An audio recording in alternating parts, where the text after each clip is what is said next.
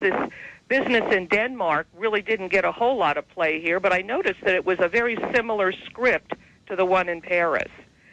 Well, what we're seeing is the night of the usual suspects, right? You know, the Casablanca movie with Humphrey Bogart and Claude Rains, and the Nazi commander has been killed, and the Vichy policeman says, round up the usual suspects. Well, the usual suspects are the ones we saw killing people in Paris, and then the guy in Copenhagen apparently had been sprung out of jail 1 to 2 weeks before.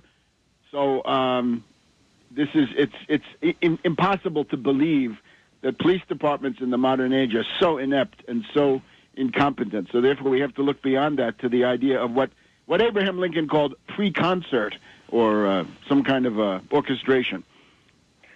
Well, of course, and of course in both instances, the usual suspects are killed, so then they can't say anything. Exactly, and there's no guarantee, of course, there's no guarantee that any of these patsies had anything to do with it. That's the other problem, right? And that's what we saw in the French case with this guy, Mohamed Merah. I don't know if you remember him, M-E-R-A-H, and this was in Toulouse, in the south of France, and he did a number of murders. He was allowed to remain at large, and then he attacked a Jewish school and was finally trapped, and of course they had to make sure they killed him.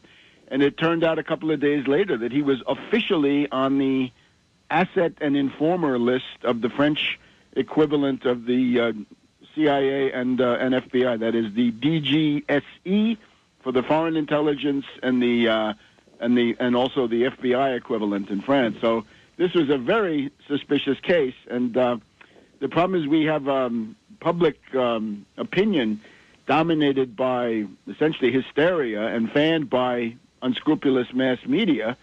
So it's one reason why you want to have a radio station like this one around, so that you can hopefully get some alternative views, and that has proven possible over the years. But we're in the midst of what I would regard as an attempt to discipline the Western alliance. In other words, the tendency in NATO, especially, is to not, if not break up, at least get out of control. It's not the level that London, Wall Street, and New York have wanted over the NATO states. And I don't know how you want to proceed, but maybe we should start with talking about that, right? Because that's one of the things we do see. Well, absolutely, Webster. You know, since you brought up the Charlie Hebdo incident, and then this latest one, I guess in Copenhagen, I couldn't help but notice that the scripts were so similar. It was a free speech, some sort of a free speech place is attacked by gunmen. People are killed. One of the targets, maybe he wasn't killed, was somebody who had been drawing these Mohammed cartoons. Then there's a second incident. In Copenhagen, it was in front of a synagogue. In Paris, it was a kosher deli. There's always this sort of Israeli Jewish motif in it. It's like the same person is writing the script. Well, you remember the one that set the tone for the current round of staged, in my view, staged events was in Australia. I think it was Melbourne, and the guy there, the shooter, who was then, of course, killed himself, alleged shooter, was another jailbird, right? He was somebody who had been guilty of repeated sexual assaults. He was also out on bail under charges of having murdered his own wife with the help of his girlfriend. So this was a very, what can we say, kind of a libertine, hardly a Muslim typical lifestyle. And then this was the one with the Lindt chocolate, hot chocolate cafe. So that, I think that sort of set it up, because that guy was the usual suspects writ large. And since then, we've had a series of these events. Now, if I could just say why this is happening, it seems to me this is a matter of disciplining. And the reason I come to this conclusion has to do with quite a number of studies I've done over the last 35 to 40 years, I'm afraid. If you go back to General de Gaulle of France, and this is the big thing with France, right? Why France would be a big target, as it has been in the last couple of months, is that France has this built-in cultural, institutional instinct to be independent and not simply to follow the dictates of the Anglo-Americans of London and Washington. And this is very deeply rooted. And this is a tendency which has survived presidents and prime ministers of the worst possible quality. The instinct, this tendency that there is there, the French exceptionalism, right? They have their exceptionalism too, and it's to say no, that way they won't go along. It's just today, right? What's past 24 hours? If you look at the situation in Ukraine, and in particular the reduction of the Debaltseva pocket, that is to say, the military defeat and rounding up of pro-Kiev forces to the tune of about 8,000, perhaps, in this pocket, right, where this cauldron, as they're calling it now, taken from the Russian and the German, you see that there are wild, hysterical statements coming out of London and Washington. There are somewhat less hysterical statements coming out of Berlin. But the statement coming from Paris is essentially, so what? The U.S., the British, and to some degree the Germans are saying, this is a violation of the Minsk Accords of last week. How dare you? You violated this sacred agreement, and that's going to have grave consequences. You're going to be sanctioned in some cases by the European Union even. But the French one simply says, this is an isolated incident, and it has nothing to do with the fact that the ceasefire is holding everywhere else, and therefore France doesn't regard this as threatening the validity of the Minsk Accords. Now, there it is, quite concretely. Maybe not as much as we'd want, right? Certainly not, but there is something different there. So this instinct in France comes forward, and a lot of it goes back to General Charles de Gaulle, who was, without any question, right, one of the great anti-imperialists of the 20th century. A lot of people in the United States who had to go fight in the Vietnam War would have been very interested to hear de Gaulle's speech in Phnom Penh, Cambodia in 1965, when he said there can be no military solution in South Vietnam. There won't be, because the U.S. will not be kicked out, but the domestic guerrilla insurgency will not be quelled. So forget it, right? So that would have helped out quite a lot of people if that had been taken seriously. So what happened to him? And that was only one example. He challenged the hegemony of the dollar. He challenged the British concept of Europe, tried to have his own Europe, and any number of things. He kicked out NATO. How about that? He kicked the NATO headquarters out of Versailles and sent them all the way to Belgium. He wouldn't have them, and for some reason the number of terrorist incidents in France were far fewer under General de Gaulle. So he had to undergo about 30, I think officially it's 30 to 35 assassination attempts, and some of these are in the gray area, but lots and lots of assassination attempts against General de Gaulle. That's one. The one that I studied myself most closely was the Aldo Moro kidnapping and murder. Right, his guards were killed. He was kidnapped, and then he was killed.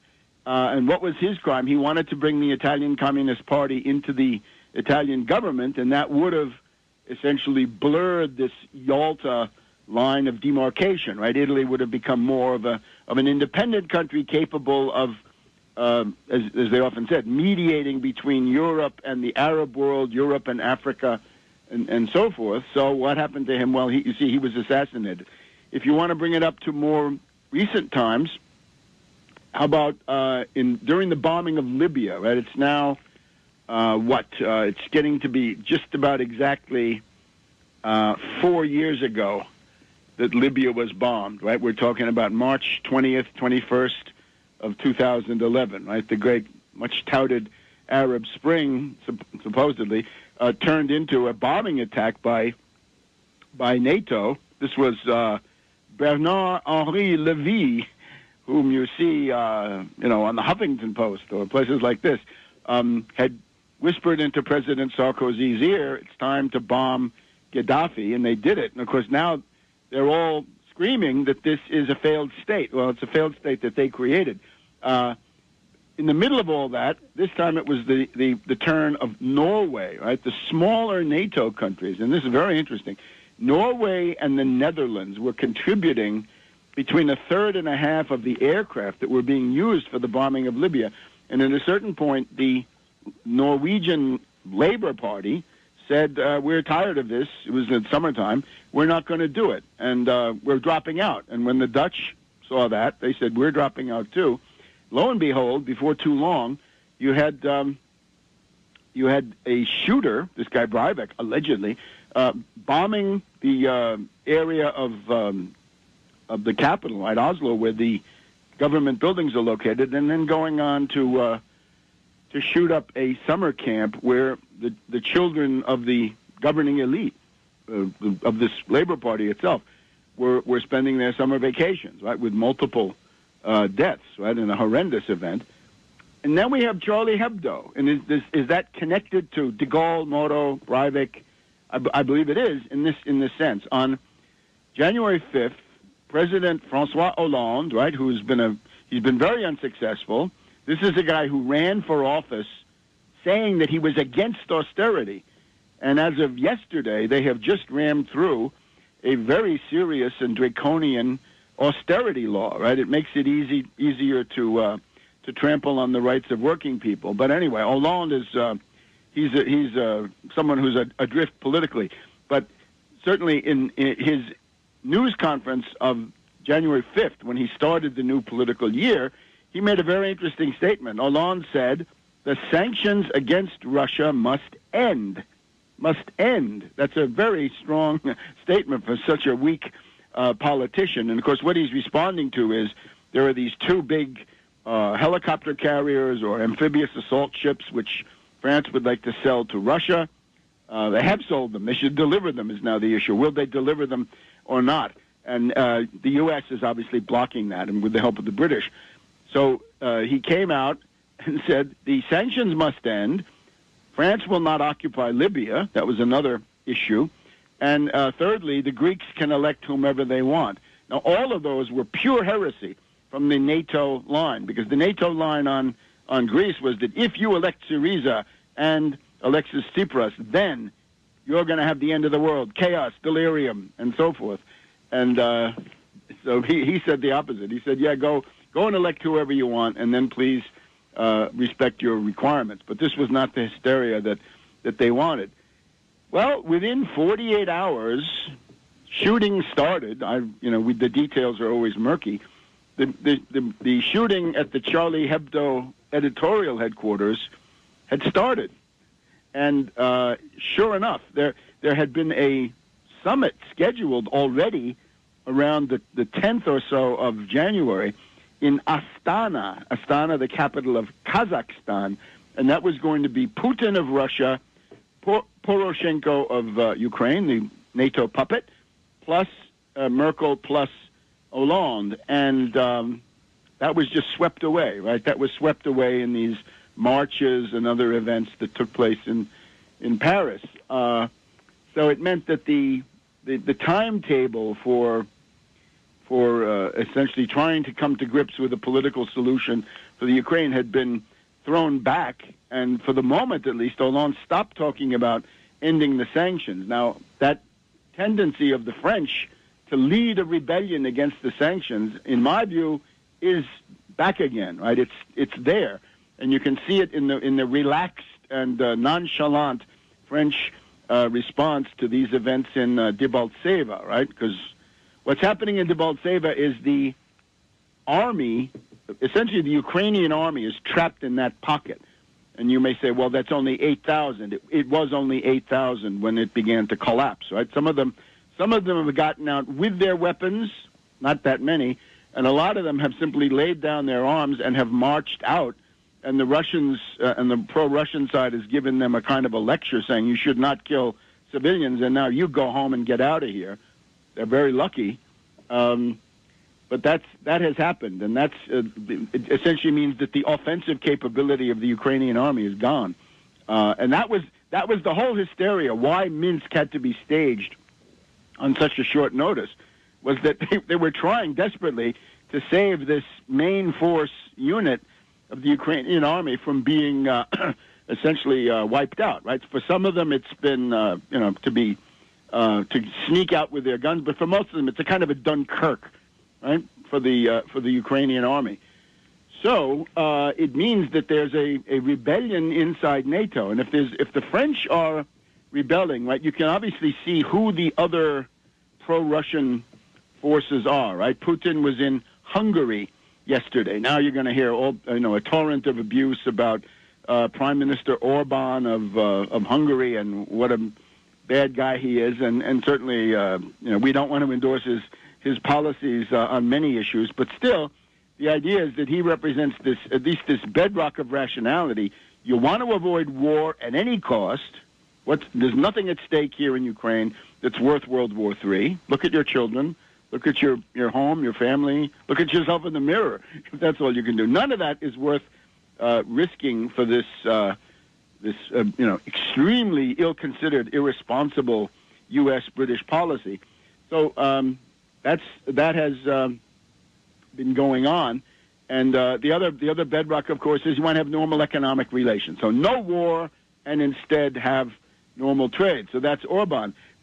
I think there's a strong undercurrent in the Italian government. Renzi, you have to remember, Italy was in Soviet Russia in the 1920s, even before there was a Soviet Union. And you may remember the car that's sometimes called the Lada is actually a Fiat 124. They had a plant, a factory that built those in Tolyattigrad, right, in the Soviet Union. So there's a very deep economic relation there. Germany, it goes without saying, this is extremely strong. There's a direct pipeline from Russia to Germany, and it comes down the bottom of the Baltic. Nobody can cut it off without tampering with this thing that's sitting on the bottom of the ocean. So the Germans have every reason to be strongly in favor. But of course, Mrs. Merkel, her mind is clouded by ideology and other things. Right? She's a very dysfunctional personality, I must say. Although sometimes she's useful, more often she's not. So this is a bad deal for Germany. So you could add probably Slovakia, a couple of others, right? There's a growing group inside NATO that says the Ukrainian policy is insanity. And, of course, for them it looms rather larger than it does here for us, right? Because they're right up against it. Right? In some cases, they can see Russia from their houses. So they take this quite seriously.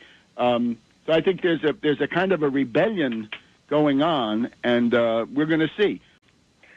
Well, of course, and of course, in both instances, the usual suspects are killed, so then they can't say anything. Exactly, and there's no guarantee, of course, that any of these patsies had anything to do with it. That's the other problem, right? And that's what we saw in the French case with this guy, Mohamed Merah. I don't know if you remember him, M-E-R-A-H, and this was in Toulouse, in the south of France, and he did a number of murders. He was allowed to remain at large. And then he attacked a Jewish school and was finally trapped. And, of course, they had to make sure they killed him. And it turned out a couple of days later that he was officially on the asset and informer list of the French equivalent of the CIA and FBI. That is the DGSE for the foreign intelligence and also the FBI equivalent in France. So this was a very suspicious case. And the problem is we have public opinion dominated by essentially hysteria and fanned by unscrupulous mass media. So it's one reason why you want to have a radio station like this one around, so that you can hopefully get some alternatives. So killing people in Paris, and then the guy in Copenhagen apparently had been sprung out of jail 1 to 2 weeks before. So it's impossible to believe that police departments in the modern age are so inept and so incompetent. So therefore, we have to look beyond that to the idea of what Abraham Lincoln called pre-concert, or some kind of orchestration. This business in Denmark really didn't get a whole lot of play here, but I noticed that it was a very similar script to the one in Paris. Well, what we're seeing is the night of the usual suspects, right? You know, the Casablanca movie with Humphrey Bogart and Claude Rains. the Nazi commander has been killed, and the Vichy policeman says, round up the usual suspects. Well, the usual suspects are the ones